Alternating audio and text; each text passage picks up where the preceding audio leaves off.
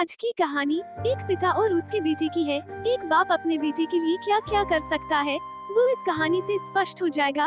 एक बार एक बेटा अपने पिता से लड़ाई करके गुस्से में घर से बड़बड़ाता हुआ निकला और बस स्टैंड की तरफ जाने लगा। वह मन ही मन में बोल रहा था कि पता नहीं कितने पैसे छुपा के रखे हैं, लेकिन मेरे लिए एक बाइक नहीं ले सकते। मैं यहाँ से चला जाऊंगा और तब तक नहीं आऊंगा जब तक अपने पैसों से बाइक नहीं खरीद लेता। वो घर से पैदल ही निकल पड़ा। चलते चलते उसे पैरों में कुछ चुभने का एहसास हुआ। नीचे देखा तो उसने पाया कि जल्दबाजी में उसने अपने पापा के जूते पहने हुए हैं। उस जूते में कील उभरी हुई थी जो बार बार उसके पैरों में घाव किए जा रही थी, लेकिन उस समय गुस्सा ज्यादा था इसलिए वह आगे बढ़ता चला गया।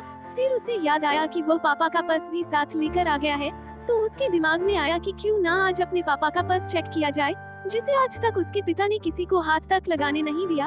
जब उसने अपने पापा के पुराने पर्स को खोला तो उसमें पैसे तो नहीं निकले, लेकिन पैसों की जगह एक डायरी रखी हुई थी। उसने सोचा कि यहाँ पर खजाना छुपा रखा है, जरूर इस डायरी में लिखा होगा कि किससे कितने पैसे लेने हैं या फिर किसको कितने पैसे पिताजी ने दिए हैं।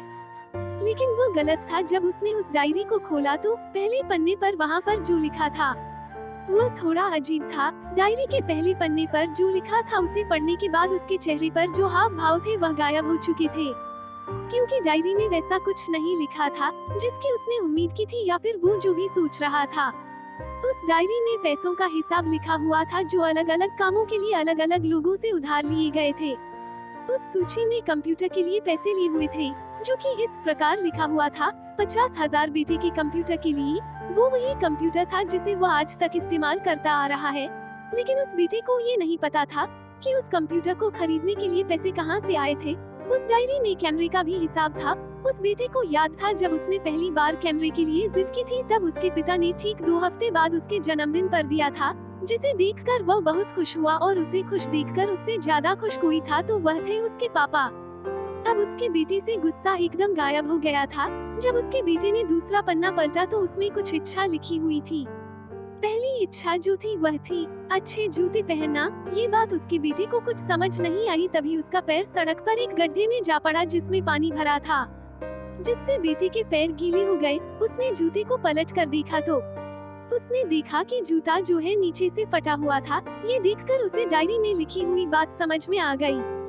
तभी उसे उसके माँ बाप की बात याद आई। माँ हमेशा यह बोलती थी कि अब तो नए जूते ले लो, लेकिन पिता हमेशा बोलते थे कि नहीं, अभी कुछ दिन और चलेगा ये जूता। कुछ दिन पहले ही तो लिए थे। उसे आज समझ आ रहा था कि कितने दिन और चलेंगे। साथ ही साथ उसे यह भी समझ आ रहा था कि उसके पिता पर्स को क्यों छुपाए रखते थे। तभी उस डायरी को पढ़ते पढ़ते वह बस स्टैंड पहुंचा और एक बेंच पर आकर बैठ गया। और अब उस डायरी का आखिरी पन्ना उसने पलटा तो वहाँ कल की तारीख लिखी हुई थी और नीचे लिखा था 50,000 रुपए बाइक के लिए। उस बेटे बस इतना पढ़ा और उसका दिमाग एकदम सुनसा हो गया। अब उसके मन में कोई गिला शिकवा नहीं बचा था। आंखों से आंसू आ गए। उसे कुछ समझ नहीं आ रहा था कि वो रो क्यों रहा है। अब वो जल्दी से घर जा रहा था। जूते में लगी कील अब तक उसके पैरों में घाव कर चुकी थी। उसने तुरंत उस जूते को खोला और फेंक दिया। अब वो नंगे पैर ही दौड़े जा रहा था और घर पहुंचा, लेकिन उसके पिता उसे घर पर नहीं मिले। उसे समझ आ गया था कि उसके पिता कहाँ गए होंगे। वो सीधा बाजार की ओर भागा और पता नहीं उसमें इतनी ताकत कहाँ से आ गई थी कि वह भागते हुए थक नहीं रहा था। वह उस बाइक वाले की दुकान पर पहुंचा। उसके पिता वही थे। उसने अपने पिता को दौड़कर गले लगा लिया। उसकी आंखों से आंसू रुकने का नाम नहीं ले रहे थे। उसके पिता समझ नहीं पा रहे थे कि हो क्या गया है।